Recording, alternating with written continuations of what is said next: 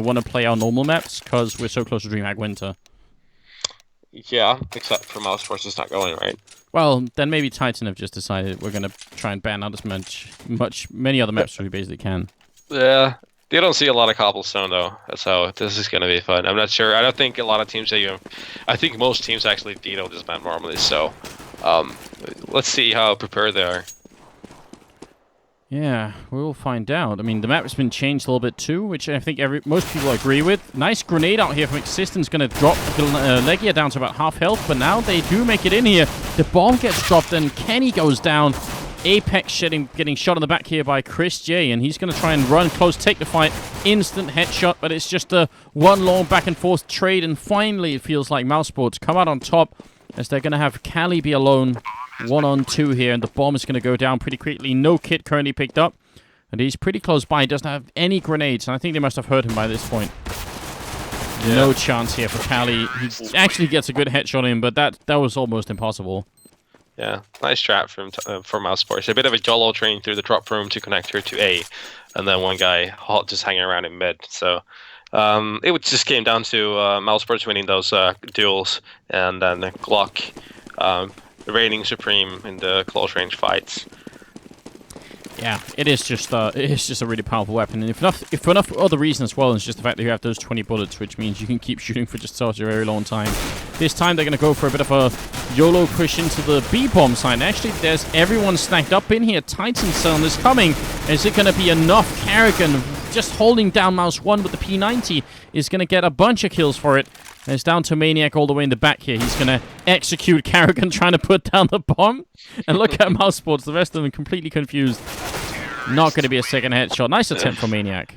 Yeah, I mean, but I really appreciate the call Mousesports did. YOLO B rush on because they knew that, like, they 100% knew that Titan was going to buy. Because, you know, it's just a thing to do, and that's the thing the French guys especially like to do. So that's one thing we actually been doing as well whenever we got really super tired of all the scout buying and stuff. Instead of getting picked apart one by one, just full YOLO rush. That's a good idea, though. I mean, yeah. Actually, because it feels like a lot of rounds do fall apart for people when they start playing slowly and they lose the first guy, they play even more slowly, and then it all goes to hell. Tech 9 on Chris here, and they're charging in, firebombing the back of the bomb site. Kenny trying to stay alive and will get a headshot. And it's going to be 2-on-4. Maniac going to go down any second. And in the meantime, we'll try and do what we can to fix the round timer, guys, because I think right now the round timer is 60 minutes. So I'm glad Mousesports aren't taking advantage of that, because that's obviously going to be weird. Yeah, I think they got it fixed now, so should be all right. Yeah. What's the most round time has ever been in sort of the whole history of Counter-Strike? Have you ever had more than 2 minutes on the round timer? No, I can't remember. I think 2 probably. Just to top. It's a max. That's good. That's good. But I mean, this is down back in the day when we played Charges only. See how it rolls. Nice pickup from Existence again. It's Mousesports with the YOLO push inside, but this time Titan have real rifles. And they are taking care of business. Chris looking for the opening. That's a headshot with a scout as well. I actually thought that was an AWP when he was scoped up, but he's going to get that kill. Alu jumping down all the way in the back here, and Existence might be going down. Good shot from Alu. The bomb is dropped for a moment, but it's still a 2-on-2. Kenny, though, is he going to get any crossover kills? He spots one. I think he even legs Tabson then, and Alu barely going to survive. Couple of grenades raining in. Alu just wants that bomb down, and that's going to be a big advantage now for Mousesports. Yep, certainly. Tabson in a great position, but gets denied right after. Oh man, yeah, and Alu trying to get back. It actually, it seemed to me like as soon as the bomb went down, that should have been it. But Mousesports, they actually didn't have any grenades to smoke off any part of where Titan were holding. So I mean, they used, I think, all their grenades actually getting into the bomb site, and then they couldn't get the bomb down without losing half their team. Yeah, especially when you're playing against an opera like Kenny S, and you know that's a bit of a problem. They didn't have any smoke to cover him. So, but yeah, it felt like a mouse push round, but then nice retake from Titan basically. Yeah, and this also feels like it should be a CT-sided map, so we'll see if Mousesports can continue to do well with these B pushes. They are still going for it. Are they really just going to continue with this for 15 straight rounds? Titan seems to have a good idea how to deal with this. Maniac charging in, he's going to pick up the kill, turns around, pistols out, and he's going to get overwhelmed in the end. What is going on? Yeah, I think it just shows that teams don't play this map that much. How can you tell now, too? No, I don't know. I mean, it seems super tactical. Nope, it's not. No, that's what 6 rounds basically. Apart from the pistol, where they've tried to rush B. Pistol, they kind of rushed the same way, but they ended up going towards A.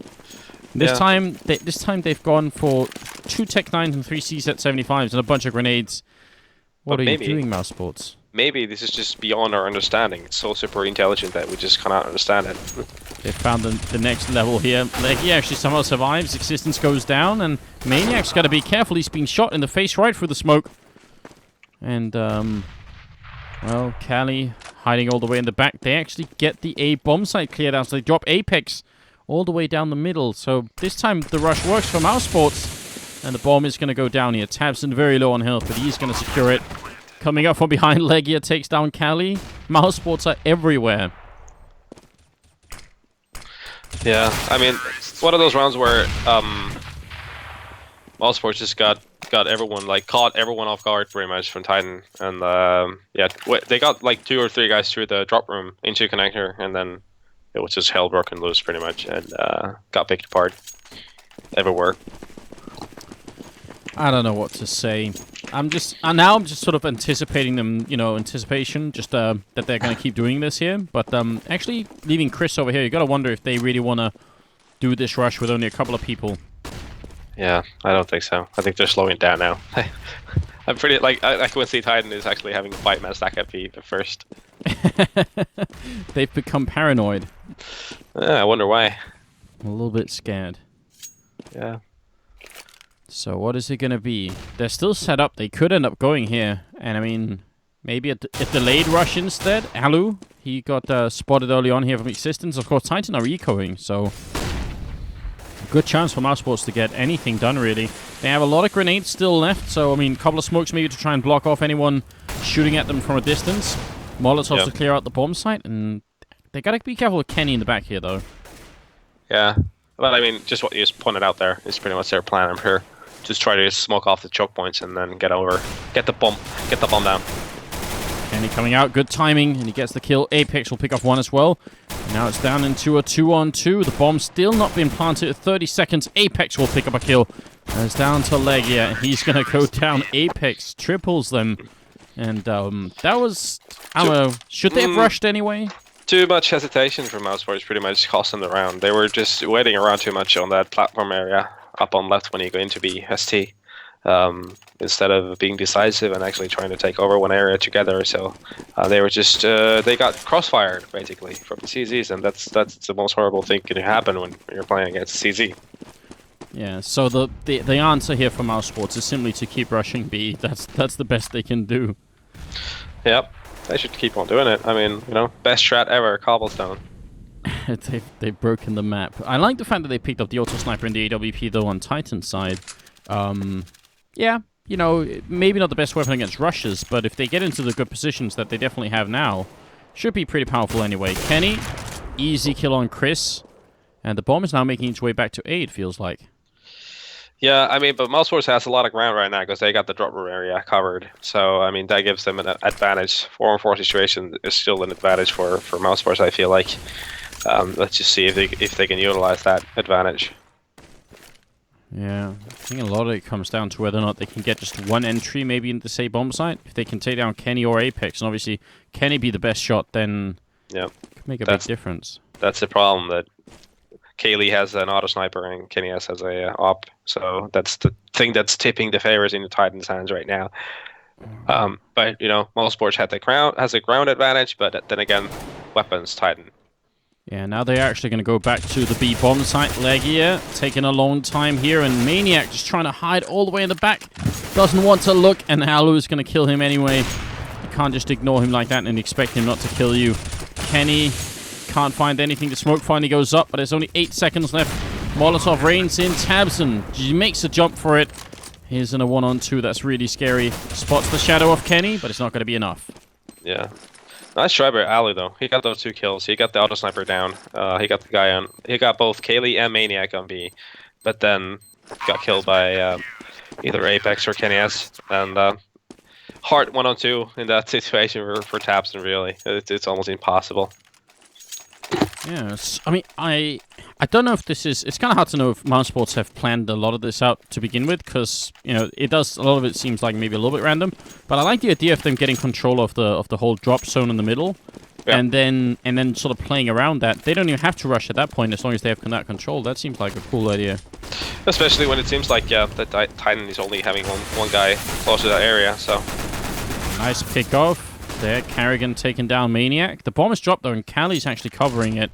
So they got to be careful here. The auto sniper is still in play, and they're a man down. And they're getting backstabbed by Apex, who doesn't actually make that backstab work all that well. Alu picks off Kenny. Is going to get shot in the back if he's not careful. Existence coming through. Alu almost getting that kill anyway. 2-on-2, and obviously health advantage here for Titan. Yeah. Just a weird match so far. A lot of CZ and Tech9 frags going left and right. Oh, and Existence. If he had waited up here, he actually had a Molotov and he could have probably denied the plant for a while. The fact that he goes down leaves Cali in a really awkward spot, although he does have an HE grenade. Maybe he could find somebody with it.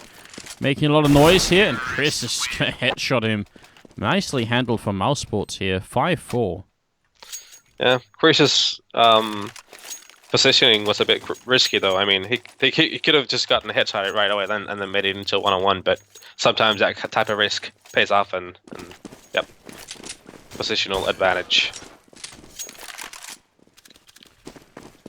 Oh, Titan spending all their money this time. I mean, I guess that's the downside to buying AWPs and auto snipers, is that if you start losing them, they're not that easy to rebuy, though. Kenny does have one, but I mean, not a lot of grenades either on the Titan side.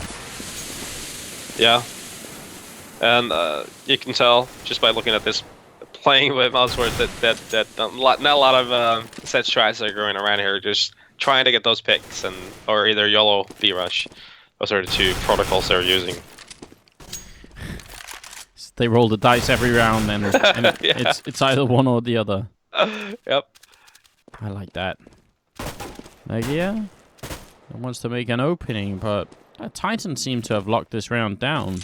That must be frustrating for Titan as well, because I'm not sure the French team has like a really good read on what's going on either. I mean, to them it must kind of feel like, oh, some rounds we just defend really well against this push, and some rounds we don't. Yeah. I think it just comes down to the fact that they don't play this so much, so the timings are a bit off for everyone, and just not comfortable. I would say is the key word, probably not being comfortable. Ah, well, this time Mousesports, well, I was going to say they should be ecoing because it's only the 11th round, but they buy up anyway. Why Natsu? Why do they do this? Say again. Come again, please. Why are they forcing up this round on Mousesports side? That'll be my answer. Alright, I'm glad. I had a similar feeling. I really have no idea. Cali's going to get that opening frag, and it all just kind of falls apart here as Legia is the only one left. Don't really know. I don't even know what the best case scenario for Mousesports in this round was. They just spent a lot of money doing that. It's not like they can buy this round anyway. I think it's just more evidence that they are just YOLOing a fair bit. Yeah, it feels like a bit of a pug right now, like a mixed game where everyone's just running wherever they want to, do whatever they want to. Sort of looks like our matchmaking on Cobblestone, actually. A lot of it. If we were playing with Pipson here, just need someone with a Russian accent making all the calls, and we'll be good to go. Shoot out. Kenny with some good opening in the middle, and yeah, Titan a lot more in control now. Mousesports have money this time, so I'm sure they're going to be buying. But yeah, just really random game here. I mean, at least they're not taking a lot of time, Mousesports, when they do this, but it's still pretty strange. Yeah, I do appreciate that. I mean, they're really, really pushing it, and they're probably quite happy with 5 rounds, actually, because it is quite CT-sided map still, this. So 5 is not that bad, actually. Yeah, and it's back to the B rush. Chris charging through, and the whole of Mousesports get completely wrecked as they get into the bomb site. So maybe, I don't know. Cali with a quad kill. I think they should switch it up. Rush A. Seems like B is in a lockdown right now. There's a wall right in front of them when they try to when they try to rush in. So switch up the plan and rush A, guys. And look at this. I mean, they just keep buying. They don't really care anymore. I don't think actually they cared at any point during this game. Well, I guess they care, sort of, but I mean, it's just a bunch of weirdness happening. Callie might be going down here. Tabson with the Tech 9 opening up. Can they get in and get the bomb down? It seems like they always get to right around this plateau area, and then they kind of just ground to a halt, and they get shut down. This time they get some good openings here. Maniac trying to fight everybody all at once, and nice mid-air headshot. Not going to win the round, though, so I can't explain this. Yeah, exactly. What I was gonna say is, yeah, try to analyze that. Try to look smart analyzing this stuff. Because, ladies and gentlemen, this makes absolutely no sense at all. Well, can't we just... I feel like if we just said something, maybe like some part of the audience would believe us. You know, we could just come up with like a fake term for why this is working. Nope. It's like... I don't know. I'll try later. Mousesports charging in again. It's the full YOLO, and they actually come up with far majority of the kills here. Maniac's going to go down, and it's Kenny. You know, 1-on-3.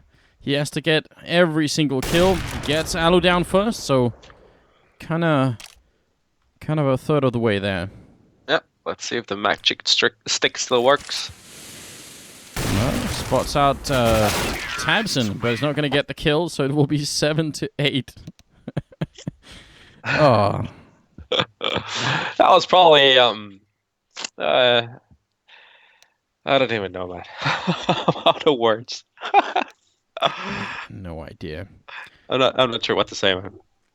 Well, I mean, Nato, you're the analyst here. You're meant to help me out with this stuff. Yeah, I mean, I'm just gonna make myself look stupid if I try. So instead of, I will treat it with some silence and be like, guys, why you do this to me, man? Why you do this? I'm gonna message Alu after this and be like, you just made me look like an idiot. Well, yeah, I think we just need to enjoy what Mousesports showed us here. That if you rush the B bomb site, maybe like 11 out of 15 rounds, you're gonna end up with 7 rounds on the T side of Cobblestone, which is pretty good. I mean, you know, it's good fun for the audience. I'm sure everyone is enjoying this. Well, except for the people who put skins on this game and thought Oh yeah, true. Oh well. Titan should definitely win, right, against Mousesports. Yeah, they've been looking really good. Then you end up with Cobblestone. I mean, for anyone betting skins, as soon as you Cobblestone in the mix, you just have to really be scared. Like, no matter who you bet on, because the outcome could just be completely unpredictable. Honestly, I would never bet on any Mousesports game, just because they are so random. Like, they could be beating and wrecking everyone, but then they could be getting their asses handed to them by anyone. So that's a good point. Mousesports, I think, is on many people's blacklist when it comes to betting, just because of that. Mousesports and Na'Vi.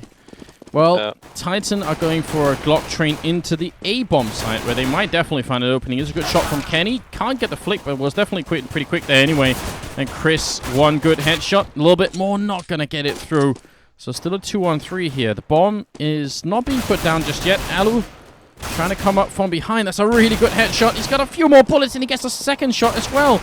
Maniac taking care of Tabson, and now we do have a 1-on-1 here between the swish and the finish, and it's going to be already a little bit of a fight going on here. He actually tries to fight him instead of putting down the bomb, and he gets the last click in. Oh, wow. That is going to be Titan winning that round. Another one of those rounds where analyzing it is a little bit tricky. Yeah, but I mean, I could point one thing out. Alu almost saved the day for Mouz. Getting those 2 kills from the side alls. Just not able to clinch that 1-on-1. Maniac using that positional advantage once again and just pushing him, and then getting those bullets in and getting that kill, winning the round for Titan. That Titan saying, you like this B rush? You like B rush? Well, let's see how much you're going to like it when you're on the receiving end of it. They already spotted out Chris, who's all the way at the back of the site here, and he's not going to be surviving too much longer. Tabson almost got down Maniac, but in fact, Maniac's going to pick up 3 kills, so that's pretty much it. Now, I would love to see Titan go for just like a whole bunch of B rushes. That'd be so funny. And look at Mousesports. Look at all these grenades now too. Yeah, I'm calling a B stack. If this works, if this really works, Titan, they're certainly coming. Everyone who has skins right now on Titan are just super worried, I bet. Look at this, they have a lineup of people, and they're not going to catch anyone. What a great idea. That was a 1.6 style strat, actually. Really? Yeah, you just do, like, that's, yeah, that's from like a very old playbook. I don't know who whipped that out, but that's from an ancient playbook. Anti-eco, 5 nades to B. They had to go... I love it. I love it. They had to dig all the way in the back of the library, and they find like an old dusty book, and they wipe it off, and it still says, it's like Counter-Strike 1.3. Actually, it's not even 1.6. It's that old. Yeah, signed by Heaton. Exactly, signed by Heaton. Stack 3 people with grenades and try and kill somebody. Great work here from Legia down the middle, actually picking off people left and right, and Titan kind of hitting a brick wall, and they dropped the bomb. Yeah.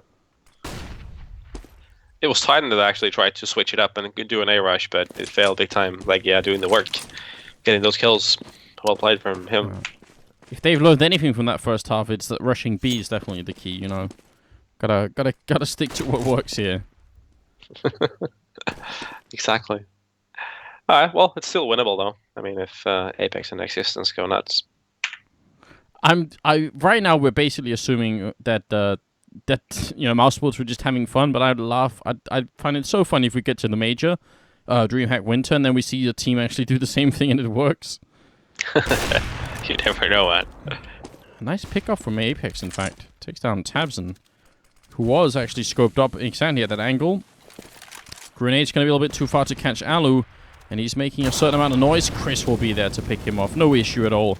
And with only 20 seconds, unless they all just rush in here, Existence is not going to win the round. Yeah, in fact, he's going to probably run away, try to save this weapon. They still got some money to buy next round. Oh. That was perfect. He threw the grenade and did just enough damage to take down Carrigan. Yeah, so that's a mastermind play there. Existence, nice play. But anyway, yeah, still money on Titan, so they can get a healthy buy here. So it was a good choice, saving that weapon. It was. It definitely was. And, yeah, one more AWP being picked up here. 11-8. 2 AWPs on the Mousesports side. Yep. Makes sense, though. They can both be very effective with it. I mean, that is one of the core strengths, it seems like, on some maps, at least for Mousesports, is having Chris and Alu both as just super effective AWPers. Yeah, I guess that was one of the fundamental things when they built this team back in the day, that, having those two guys opping would be the difference maker in their favor. But, hasn't worked as well as they probably thought it would. Look at this pop flash being set up from Kenny. I'm pretty sure this is supposed to go down into the drop zone, so that's kind of interesting. Yeah.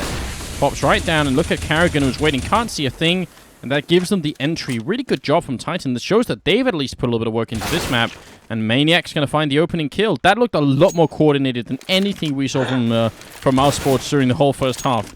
Tabson is going to get a good return, and the bomb drops, unfortunately. So that's obviously a big issue here. Alu is still scoped up somewhere in the middle, and they got to be really careful. Tabson will pick up that second kill for himself, and I think Apex got disconnected, which isn't going to help either, but Maniac and Kenny are the 2 people left right now. 2 on 4. Yeah, that looked a lot less than our matchmaking, actually, what Titan just did there. Actually coordinated attack, but didn't work out either way. It's a 2 on 4 in favor of Mousesports right now. A very hard situation for Maniac and Kenny. Yeah, not going to work out. Nice quad kill from Tabson. Titan kind of getting the good entry, but then getting stuck in these ruins in the drop zone area in the middle. So that's a shame. Yeah, maybe if they'd moved a little bit faster, it could have been better. Yeah, well, I mean, it's a really hard T-side this cobblestone, so that's one of the reasons not a lot of teams play it. It's just, because it's very hard to find practice on this map, so that's why most teams opt not to play it much. I'm sure. I mean, it wasn't super intelligent what Titan was trying to do there, so that wasn't like It didn't take him like two hours to hone that strat. So, but still, I mean, yeah, it's a hard T side. It definitely is. Mousesports saying they don't have a lot of time here. They really need to go. I think Mousesports are playing in an ESL match. Well, actually, they were supposed to be playing in an ESL match 4 minutes ago. So, apologies to Mousesports for the delay here. But obviously, we can't really control the DDoSing. But he should be coming back, Apex. That's good. Let's hope. Let's hope and pray. Exactly right. Let's just see. How are you enjoying the new NIP team with Mike Kalele on that lineup? Do you think that's going to work out for NIP in the long run? I don't see why not. I mean, he's obviously a very good player. It'll take him a bit of time to get everything adjusted. I mean, they did play a really long time with that five, so he does have the skill set. I think he has the qualities that they were lacking. They were really lacking a lot of AWP power in that team, and I think that's one of the things where they were giving a lot of leeway to their opponents. And I think Michael obviously is gonna help him out a lot with that. And he's just gonna be a very different type of player from what Fifth was for the team. And I'm sure, I'm pretty sure they're gonna be a hard team to beat down the road. Pretty sure they're gonna be doing pretty well at DreamHack already. That's what I'm expecting anyway. Well, I mean, one hope so for them, because obviously they've taken a bit of a downturn, and yeah, I can see how it can work out for NIP in the long run. But the competition certainly has become a lot harder than when they had that 87-0 LAN record. Yeah, it's a totally different ballgame actually. So yeah. you can't really. It's similar to if you think about the SK of 2003. The competition was a whole different story from what it is nowadays. I think Counter-Strike is the most competitive it's ever been, but that's not a surprise considering it's become bigger than I think it's become bigger than it's ever been, considering the amount of tournaments, the leagues, especially the amount of money that is involved in the game nowadays is just in a different world compared to what it was back in the day. So all those things combined, Counter-Strike is doing very well right now. Yeah, definitely. I mean, it's actually pretty exciting. And speaking of like the general growth and like all the different stuff coming into the game, LURP was actually just released on hltv.org. An article about these player stickers that are going to be added apparently for DreamHack. Okay. So that the players can actually make money directly. So that's pretty interesting. Yeah. I haven't read it yet. I just saw that it was just released. So. Yeah, I haven't seen it either. Yeah, but I think. I saw his tweet where I think he had a bit of a he wasn't 100% agreeing with it or something along those lines. I got the sense anyway. Yeah, I got the sense that there's probably going to be some issues. I mean, yeah, I can see some places where it might become a problem in the long run. Suppose I mean I don't know. Nobody knows how much a player is going to make, but suppose one player could make something that looks like 50,000 on stickers. Then at that point you're making more individually than you would by winning the whole tournament. And so I mean, you don't want the economic pie. I don't think any pro player really plays to win money necessarily, but it would be a shame if people started finding less of a motivation to actually play in the tournaments because they already feel like, well, we've kind of already won, at least in an economic sense. Yeah, I mean the thing is you got to remember is that we're working with very young kids for the most part that are in their early 20s, and then you get thrown money at all of a sudden, and probably most of these guys, well, they don't probably have a ton of expenses, so that's going to be a lot of extra money they're going to be rolling in. So you can probably see where I'm going with this. Young people, a lot of money, a lot of things that happen. That's something I'm going to talk about. Yeah, I can see where that goes. I mean, already money in esports is sometimes leads to some really really weird things. I keep hearing weird stories. I mean, even just with the sticker money, where organizations and players don't agree on who's going to be keeping what part of the money. Yeah. So I mean, yeah. Well, that's one thing. I mean, with all the money that is becoming a part of this, that just means that all the agreements, all the contracts need to be more defined Yeah. when it comes down to all these money that is coming through uh, your performances and which is the sticker money and so forth. So I mean, it just makes things more a lot more legal stuff comes into play basically. So what it's down to, man. But at the end of the day, hopefully it won't have like too big an impact on the actual competitive side. Um, how do you feel about the sort of this whole idea that we could have a lot of new players coming into the scene at one point to really play competitively? Have you noticed anyone? I mean, the only ones that I can really think of that are sort of that haven't had a lot of experience in previous versions of Counter Strike are maybe I guess like Simple and Flamey and maybe Swag from the North American scene as Um, like really young players coming in and haven't played for like years and years.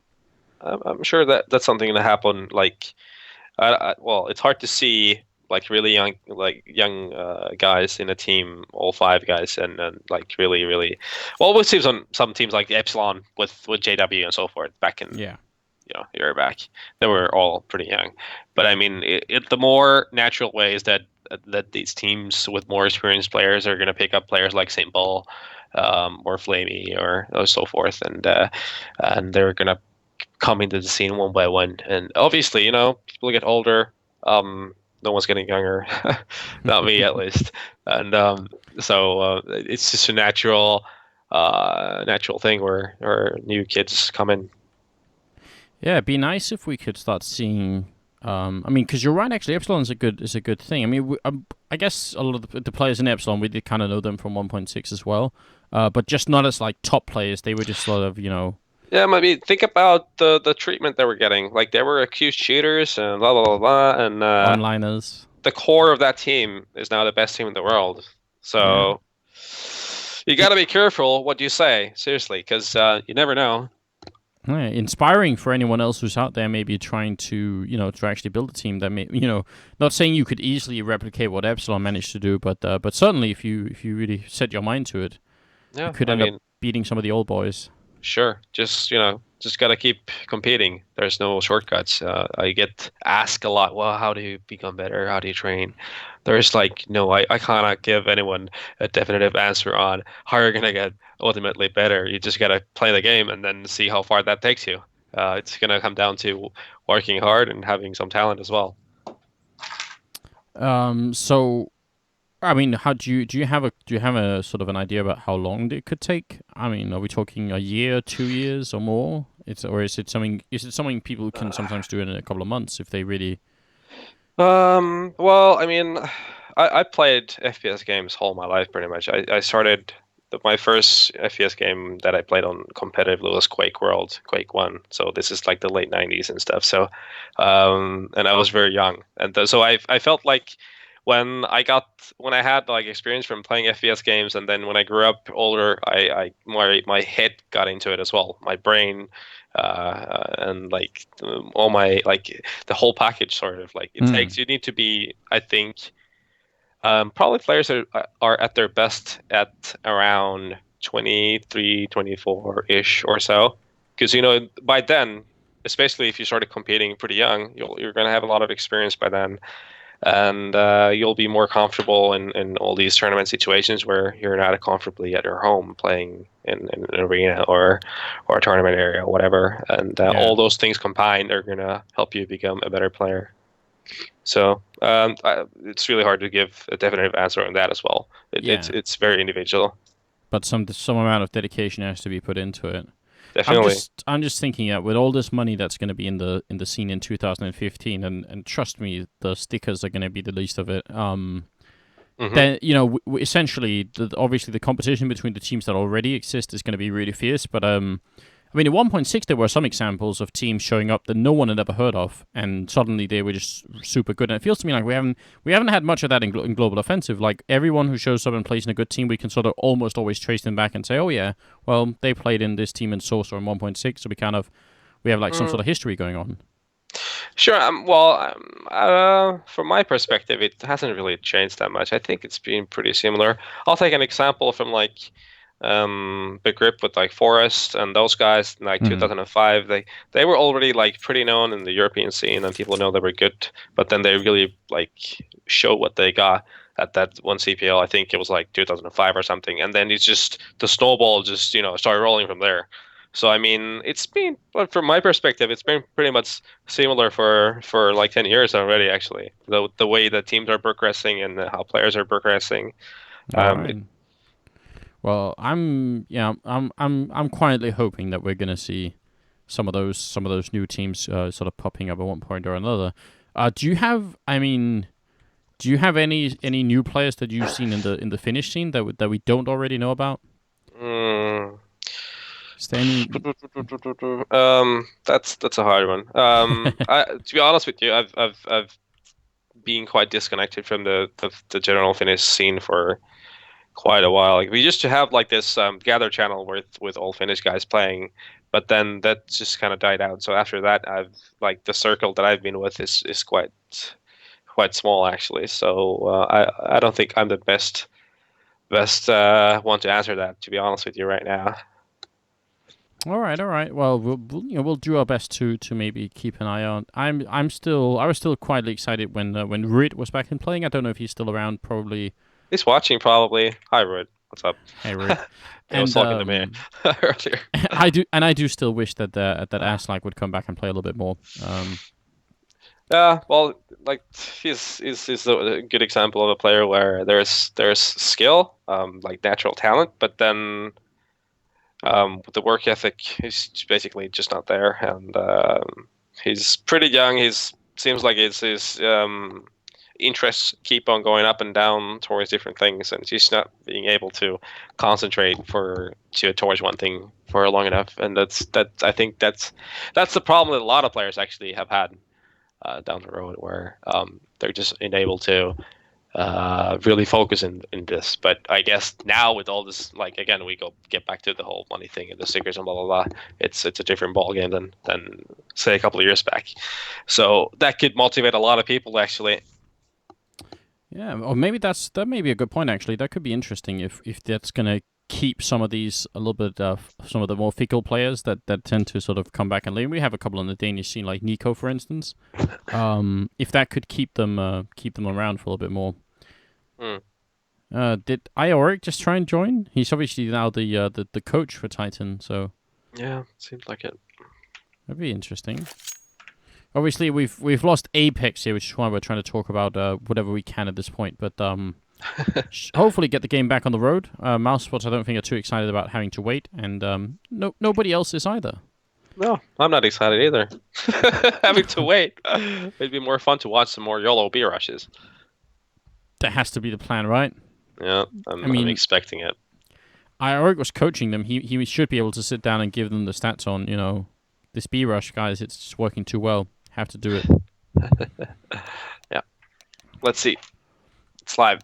They're readying up, and Ioric is in here. So good stuff here. We actually, I guess he's retired to become a coach now, but he was playing with, was he in Clan Mystic? I think, yeah. Yes, I think so too. So, he was playing last year, Yep. and they ended up actually winning one ESWC, didn't they? Yeah, they did. They did. They beat Titan, I believe. So, yep. Very games or whatever it is. Yeah, very games last year, yep. Which was interesting. That was a bit of an upset, actually. All right. B rush. It's on. We're ready for it. Mousesports going to be ready. The flashbang out. We see Callie in front, and it is going to be the B rush. Harrigan trying to charge in, and he's actually going to get 2 kills for it. So the rush comes to a halt. Kind of what Mousesports did as well. They rush all the way into the plateau here, and then they get stuck. And then they get shut down. Carrigan will eventually die here, but Maniac's going to run right in and go down to Legia. So what's the... I know you don't play this map too much either, but it seems pretty clear that once they get into this first plateau area, they kind of get shut down. So have they only planned to rush that far? I guess they expect to die before they get that far, so they're like, what are we gonna do now? No, I think they should just like keep on the momentum and keep running in. But the thing is, it's easier said than done. They know there's an offer back there, so you get more cautious. You try to get that one shot on him. but then the backup comes in and wrecks you, and it's just like a house of cards and falling down effect type of thing happening. It definitely hasn't been easy. We see once again that Kenny's got this pop flash that he's going to throw in right around where Carrigan is. Carrigan actually has a slightly different position. We'll have to see if he's going to get flashed. So far not. He's got the Molotov going up already. So they're just jumping down into the fire right here. Callie is going to be the first man going down. And Existence made it through, and I don't think Carrigan realized, so that's a bit of a issue for him. He goes down, and it's back into a 4-on-4. Aoric sneaking up from behind the A-bomb side. He's going to pick up the first kill over here. Can they bring the bomb in? They need to take care of Alu. Ooh. The CZ. Reign Supreme. Alu with the op as well. That point-blank range shot. And this is what Alu is really good at. He's such a scary player. Maniac down low as well. Chris comes in with a second CC, and that's going to be Alu going down. Triple kill, and actually winning the round for Mousesports. Yeah, if Alu didn't get those kills, then that would have swapped around to in Titan's favor, actually. So big kills from Alu. Yeah. He must be close to one of the best Finnish players currently. And yet he's never in a Finnish team. It's very confusing. Never. I mean, it's not that long since we were playing together. Just a few months, bro. It feels like a long time. Yeah. Well, it's just because a lot of things happen nowadays, like in a short time span. Titan are back on ecoing, and Existence has a deagle, a couple of flashbangs here, but I mean, Mousesports have a really good chance of actually closing out this game with in their favor. If they win this round without losing too many players, they're going to have an all-right economy. So, I mean, Titan can't even force them to eco sort of immediately here. Yeah, I mean, if this was a match that made sense, then I would say Mousesports is heavily favored, but the game has made no sense so far, so I'm not ballsy enough to make that prediction. If this was a match that made sense, yes. I think that's about accurate. It's going to be the stand-in Ioric here, who's also the captain or coach here for Titan. He goes down to Alu, who just jumps in CZ 75. So yes, 12-11 AWP on Kenny, and double op going on Mousesports once again. Well, why not? Yeah, why not? It's they have a lot of firepower with the ops, so appreciate Alu. That's not bad of a duo for that. And a pretty aggressive move from Alu, walking all the way up, takes down Ioric immediately, and tries to fall back, and I think he's going to make it around the corner too. Not going to be rushed down just yet, and he has the smoke to block it off, so I like that slightly aggressive move from Mousesports. This is where Alu really shines. This is the type of place where he really knows what to do. Give him a bit of room to do whatever he likes, and he will deliver a lot of the time. And this aggressive positioning here. Yeah. Already instant 2 pickoffs. Next in line, 3, Kenny's gonna come in. 4, no. Actually, he gets shot. the leg shot here. Yeah. Oh, come on, man. That was a beautiful sequence. It was typical Alu. I've seen tons of that. He gets the assist on the last one too. Still really impressive triple kill coming in there. And at the end of the day, it's going to be 13-11. And Titan, how many lost? Yeah, they've lost a bunch of rounds. So we're up to 6 in a row here now for Mousesports. Yeah. I mean, this is the type of cobblestone that we've always used to seeing. A lot of CT rounds, really hard struggle for the T's. Now, some interesting push from Legia from behind. Oh, Tabson's still waiting in here, but he's going to go down. In fact, Legia, you're right, he is coming up from behind. He gets the kill. Carrigan picks off one. Chris still alive, and this whole thing falls apart for Titan. They wanted to go for the B push. It's been so successful, but then it just kind of fails. And, I mean, we saw that from Mousesports on the first half, too. It's like half the time it worked, and half the time it just plain failed. Yeah, I mean, it didn't, I mean, it was super weird. The whole first half was so weird that it just made no sense at all. So this right now, like when Titan actually tries to do it, it feels like it's too tactical. Actually, I don't know if that makes any sense. Like, they're actually really trying to do it instead of just YOLOing it, and it's not working at all. Yeah, if you're gonna go YOLO, you have to commit to it, right? Exactly. You can't halfway YOLO. Exactly. This time it also doesn't work out. They have a lot of round loss bonus, but I mean, they They can only really go for Galil's maybe 1 AK or something like that. This is not cool. Yeah, you need a lot of nades. T-side cobblestone, you'd really prefer to have 5 smokes, 2 flashes each. But you know they are working with 1 smoke and no, 2 smokes actually. Wow, and well, what 6 flashes? So that's gonna make it really hard. Yeah, Mousesports. They hear that no one's rushing, so they're saving their grenades a little bit, and Chris will get the opening pick here. This seems like it's going to be really rough. Carrigan with a good headshot, anticipating Existence coming up through there. Yeah, it's going to be really, really hard for Titan to win. Unless someone goes and does something crazy individually. That's always a difference maker. A possible difference. Actually overextending a fair bit there, so that's a bit dangerous. But Alu's still holding the backside. It's Ioric very close on the smoke here, and Kenny also coming in to help out. But 2-on-3 right now. Just going to be Kenny left 1-on-2, and they've no actually know where he is. Chris has a Molotov, but I think Kenny might be able to get the bomb plant down here. Yep, it's still doable. It's doable for him. Flashbangs out once. He's going to walk in, and Tabson takes him down, and that's 16-11 for the Mousesports team. So very strange game. I'm just going to point one thing out. The thing that Carrigan did, the overextension he did, that's the type of thing that differentiates online Counter-Strike from LAN Counter-Strike. You never see that type of stupid shenanigans happen in a LAN match compared to online match. And like, people are